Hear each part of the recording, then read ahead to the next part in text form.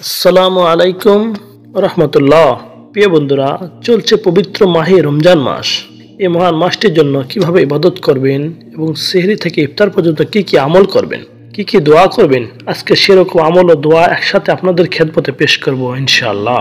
রমজান মাসের ফজিলত ও আমল সমূহ ইবাদতের বিশেষ মৌসুম রমজান মাস। রমজান রহমত, মাগফিরাত ও নাজাতের মাস। সিয়াম বা রোজা রাখা মূল প্রতিপাদ্য হলো আল কোরআন। সিয়াম শব্দ হচ্ছে বহু বচন, এর এক বচন হলো সাওম, যার অর্থ বিরত থাকা। ফার্সি, উর্দু, হিন্দি ও বাংলা সাওম বা সিয়ামকে রোজা বলা হয়। রমজান মাসের বিশেষ উপহার তারাবির নামাজ। রমজানের খাস পুরস্কার শবে কদর। এ মাসে প্রতিটি নেক আমলের ফজিলত 70 গুণ বৃদ্ধি করা হয়। এক একটি নফল ইবাদতের সওয়াব অন্য মাসের ফরজ ইবাদতের সমতুল্য। নবী সাল্লাল্লাহু আলাইহি সাল্লাম বলেন, যখন রমজান মাস আসে তখন জান্নাতের দরজাসমূহ খুলে দেওয়া হয়, জাহান্নামের দরজাগুলো বন্ধ করে দেওয়া হয়, শয়তানকে শৃঙ্খলাবদ্ধ করা হয়।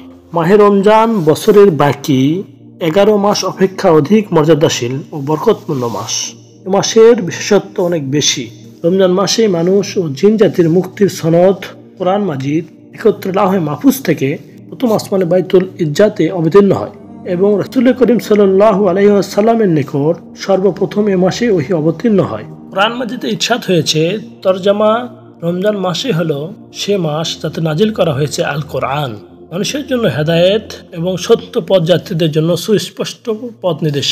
রমজান মাসে রহমতের দরজা উন্মুক্ত করে দেওয়া হয়। হাদিস শরীফে এসেছে, রমজান মাস শুরু হলে রহমতের দরজা খুলে দেওয়া হয়। সহিহ মুসলিম অন্য এক হাদিসে এ মাসের ফজিলত বর্ণিত হয়েছে যে রমজান মাসের শুভাগমন উপলক্ষে জান্নাতের দরজাসমূহ উন্মুক্ত করে দেওয়া হয় এবং জাহান্নামের দরজাগুলো বন্ধ করে দেওয়া হয় আর শয়তানকে শৃঙ্খলাবদ্ধ করা হয়। সহিহ বুখারী, রমজান মাস জাহান্নাম থেকে নাজাত লাভের মাস, সুতরাং বেশি বেশি ইবাদত ও ইস্তেগফারের মাধ্যমে মুক্তির পরোয়া লাভ করার একটি সুবর্ণ। হাদিস শরীফে এসেছে, আল্লাহ তাআলা প্রত্যেক ইফতারের সময় অসংখ্য ব্যক্তিকে জাহান্নাম থেকে মুক্তি দিয়ে থাকে। আখিরাতের ব্যবসায়ীদের জন্য আখিরাতের সওদা করার উত্তম মৌসুম হলো এই রমজান মাস। কেননা এই মাসে প্রতিটি আমলের অনেক গুণ বেশি সওয়াব পাওয়া যায়। নবী করিম সাল্লাল্লাহু আলাইহি ওয়াসাল্লাম ইরশাদ করেন, রমজানের উমরা হজ সমতুল্য, অর্থাৎ এ মাসে নফল আদায় করলে অন্য মাসের ফরজের ন্যায় সওয়াব হয়, আর এই মাসে এক ফরজে অন্য মাসে 70 ফরজ সমান সওয়াব পাওয়া যায়। এতে হলো রোজা। রোজা ছাড়াও এই মাসে অন্যান্য আমলের সওয়াব। আর রোজার সওয়াবের সম্পর্কে আল্লাহ তাআলা নিজেই ইরশাদ করেছেন, নিশ্চয় রোজা আমার জন্য, আর এর প্রতিদান আমি স্বয়ং আমি নিজেই দিব। এই সওয়াবের পরিমাণ যে কতটা একমাত্র আল্লাহই জানেন। রমজান মাস রহমত, বরকত, মাগফিরাত, নাজাত থেকে মুক্তি, জান্নাত লাভের মাস।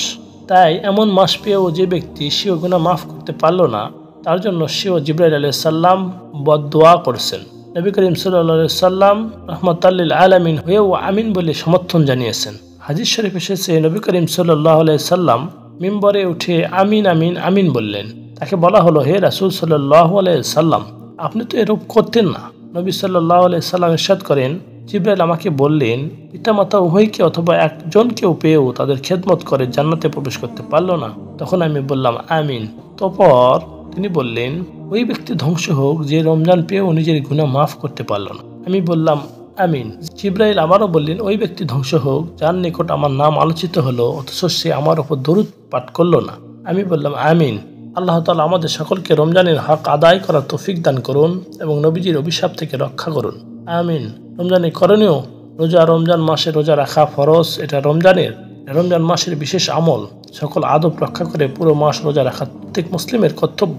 তারাবির সালাত, রমজানের রাতের বিশেষ আমল হলো কিয়ামে রমজান তথা 20 রাকাত তারাবি। এই মাসের অফুরন্ত রহমত ও মাগফিরাত লাভ করার জন্য এবং প্রতিশ্রুত সওয়াব ও পুরস্কার পাওয়ার জন্য তারাবির নামাজের প্রভাব অপরিসীম।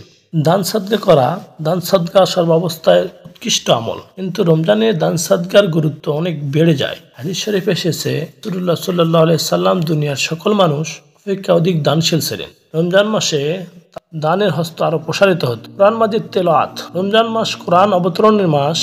রাসূলুল্লাহ সাল্লাল্লাহু আলাইহি সাল্লাম জিবরাইল আলাইহিস সালামের সাথে রমজানের প্রত্যেক রাতে কোরআন মাজিদ দাওর করতেন। হাদিস শরীফে এসেছে, হযরত জিবরাইল আলাইহিস সালাম রমজানের শেষ পর্যন্ত প্রত্যেক রাতে নবী করিম সাল্লাল্লাহু আলাইহি সাল্লামের সাথে সাক্ষাৎ করতেন। রাসূলুল্লাহ সাল্লাল্লাহু আলাইহি সাল্লাম তাকে কোরআন মাজিদ শোনাতেন। অতএব আমাদের সকলের উচিত রমজানে অধিক পরিমাণ কোরআন তেলাওয়াত করা, অন্তত একবার হলেও কোরআন খতম করা। নফল ইবাদত রমজান মাসে শয়তান শৃঙ্খলাবদ্ধ থাকে। এই সুযোগে অধিক পরিমাণে নফল ইবাদতের মাধ্যমে আল্লাহ তাআলার নৈকট্য অর্জন করা যায়।